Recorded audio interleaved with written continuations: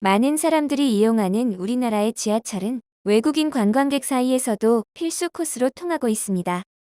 또한 세계 최대 규모 여행 정보 사이트인 트립어드바이저에서는 전 세계 국가들을 대상으로 관광객이 해야 할 단 한 가지를 해당 국가 여행 경험자들이 뽑는 조사를 했는데요. 그 결과는 매우 놀라웠습니다. 한국을 여행한 다수의 외국인 관광객들은 비빔밥 먹기, 광화문 가기 등이 아닌 바로 서울 지하철 타기를 선정했기 때문이죠. 이웃나라 일본과 비교해봐도 우리나라 지하철은 세계 최고 수준을 자랑하고 있는데요. 그리고 최근엔 지하철과 함께 한국의 스크린도어 또한 외국인들에게 엄청난 주목을 받게 되면서 해외 커뮤니티에 한국의 스크린도어에 대한 글이 끊임없이 올라오고 있습니다. 현재 게시물에 올라온 한국 지하철의 스크린도어에 실제 막강한 내구성을 보고 경악을 금치 못하고 있죠.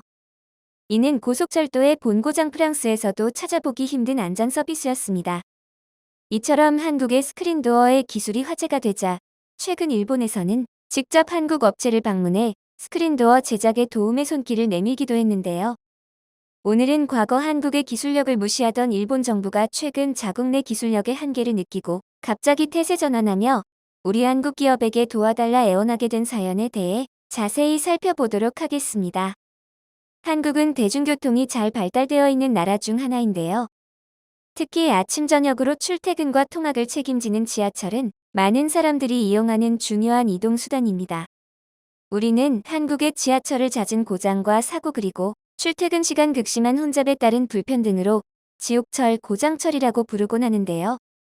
반면 한국 지하철에 대한 외국인들의 평가는 사뭇 달랐습니다.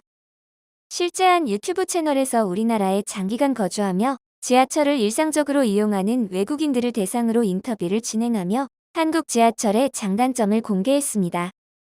러시아에서 온 발렌티나와 피치는 유튜브 채널 딩글에서 5년간 한국 지하철을 타고 다니며 느낀 점을 솔직하게 털어놔 역대급 조회수를 기록했는데요.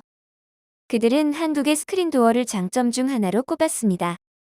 러시아에도 스크린도어가 있지만 상트페테르부르크라는 단 한 곳에만 설치가 되어 있다고 말하였습니다. 또한 이곳의 스크린도어마저 한국처럼 투명하고 깔끔한 유리가 아닌 정말 벽과 같은 두껍고 막혀있는 스크린도어가 존재한다고 답했습니다. 심지어 해당 스크린도어는 문이 닫히는 세기도 매우 강해 사이에 사람이 들어간 채로 닫힐 경우 큰 사고로 이어질 가능성이 매우 크다고 전하며 스크린도어의 위험성을 알렸습니다. 실제로 다치는 사람도 여럿 있었죠. 이외에도 미국에는 스크린도어가 설치되어 있지만 전체가 아닌 허리까지만 오는 스크린도어로 여전히 안전 문제에 있어 우려가 많은 상황이라 전하였습니다. 이에 해당 영상을 본 해외 누리꾼들은 각자 본인들 나라에 어서 한국의 스크린도어를 수입해 와야 한다며 난리가 난 상태입니다. 그리고 특히 이러한 반응은 철도 사고, 빈도수가 가장 많은 일본에서 매우 격렬하게 일어났는데요. 사실 일본에서 전철을 타게 되면은 일단 한번 놀라게 됩니다. 일본은 전철이 달리는 철도와 전철 승강장에 승객들을 보호해줄 보호장치가 전혀 보이지 않기 때문이죠. 즉 스크린도어 같은 것이 없다는 것입니다. 그래서 일본은 지금까지도 전철에서 하루에도 몇 건씩 크고 작은 사건 사고들이 발생하고 있습니다. 전철을 타려고 하면 누군가 뒤에서 확 밀어버리지 않을까라는 생각을 한 번씩은 한다는데요. 왜냐하면 여기는 일본이기에 충분히 그런 일이 발생할 수도 있을 거라 상상하는 거죠. 이처럼 일본을 가보신 분들은 잘 아시겠지만 일본 전철에는 스크린도어가 설치된 곳이 많지 않습니다.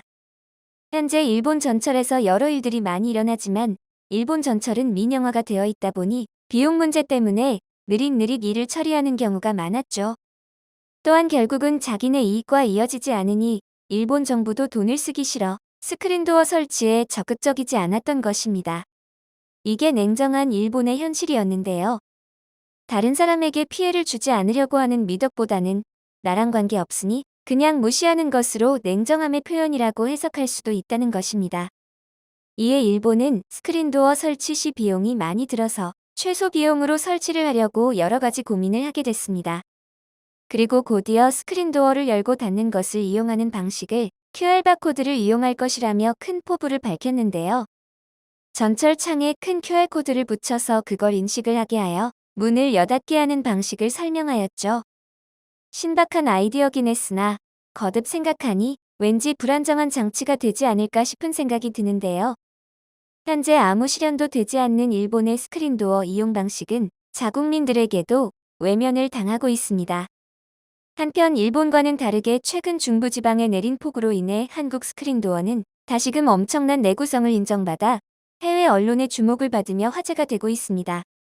폭우로 침수된 승강장을 열차가 유유히 지나가는 동영상은 높은 조회수를 기록하고 있는데요. 7호선 열차가 침수된 이수역을 무사히 통과할 수 있었던 이유는 바로 스크린도어 때문이었습니다. 스크린도어가 숨은 역할을 한 셈이죠. 이 모습을 본 해외 누리꾼들은 물이 저렇게 막아지는 게 신기하다. 한국 스크린도어 얼마나 튼튼하게 만들었길래 저게 되지. 버틸 수 있는 무게가 얼마나 되는 걸까? 놀랍다 등의 찬사가 쏟아져 나왔습니다. 스크린도어가 선로로 물이 유입되는 걸 막아준 사례는 또 있었습니다. 2020년 여름 폭우로 3시간여 만에 물바다가 된 부산시 부산역도 비를 피할 수 없었는데요. 이때도 온몸을 다해 물을 막아준 건 바로 스크린도어였습니다. 스크린도어가 엄청난 양의 물을 막을 수 있었던 건 기가 막힌 내구성 때문이었습니다. 스크린도어는 PSD라고도 부릅니다.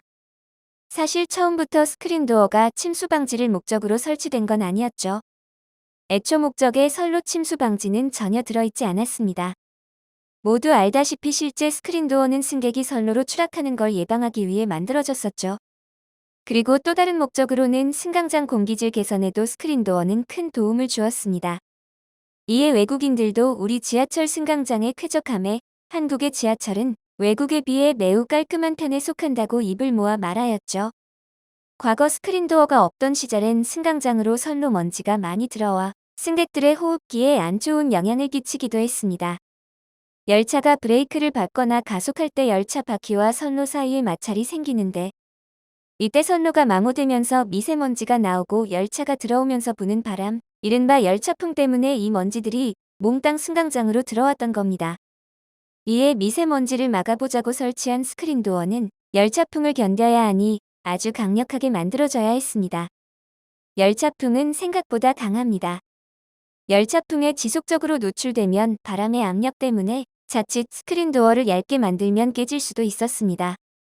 게다가 지상철 스크린도어의 경우는 열차풍뿐 아니라 바깥 날씨에도 영향을 받는데 열차가 쏙 들어오는 순간에 부는 바람의 정도 즉 순간 풍속 기준이 초속 50m 이상으로 거의 태풍급의 위력을 가지고 있었죠. 전국을 떠들썩하게 했던 태풍 매미가 최대 순간 풍속이 초속 60m였다고 하니 지상철의 열차풍의 힘이 얼마나 센지 느껴지는데요. 이에 태풍도 견딜 만큼 강하고 튼튼하게 만들다 보니 침수 방지 효과를 예상하지는 않았지만 선로로 빗물이 유입돼 이수역뿐 아니라 7호선 전체 운행이 멈출 수도 있던 상황을 막은 것입니다.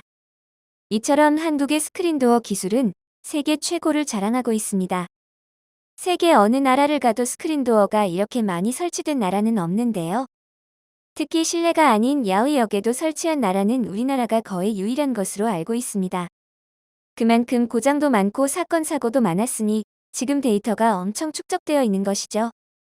이에 반해 일본은 스크린도어가 설치된 역이 너무나 미비했으며 그것마저도 완벽하게 풀스크린도어가 아니고 하프스크린도어로 위험성에 문제가 있었습니다. 일본 전철은 어마어마하게 노선이 많은 걸로 유명합니다. 엄청난 노선을 자랑하는 일본은 전철 전체에 스크린도어를 달기란 어려워 보였죠. 더욱 문제가 되는 것은 노선마다 다 회사가 다르고 규격이 다르다는 것입니다. 예컨대 어떤 차량이 10칸도 있고 6칸도 있어 차량이 다 달라서 출입문 맞추기가 어려운 시스템을 가지고 있습니다. 차량 문제가 있어서 스크린도어 설치가 쉽지 않다고 하죠. 사실 일본 기술력은 아직 한국을 따라잡기란 어려워 보였는데요. 이에 최근 일본은 한국 기업에게 스크린도어 제작을 의뢰하며 도움을 요청하고 나섰습니다. 일본도 우리 한국 스크린도어만이 일본의 각종 안전 문제에 대해서 예방 가능할 것이라 판단한 건데요. 이처럼 현재 우리 빛나는 기술력으로 한국의 스크린도어는 해외 수출의 청신호를 밝히고 있습니다. 최근에는 브라질 상파울루의 지하철 스크린도어 설치로 1천억 원 이상 수주를 달성했고 두바이와 같은 중동 국가에서도 지하철의 빠른 보급과 함께 스크린도어 수요가 증가하면서 설치 문의가 늘고 있는데요. 이에 우리 기술이 원천 기술 다각화로 새로운 성장 동력 확보의 성과를 거두기 시작했으며 독보적인 기술력을 앞세워 올해 글로벌 시장에서 상당한 수출 성과를 거둘 것으로 예상되는 바입니다. 영상을 끝까지 시청해주셔서 감사합니다. 구독과 좋아요는 영상 제작에 큰 힘이 됩니다.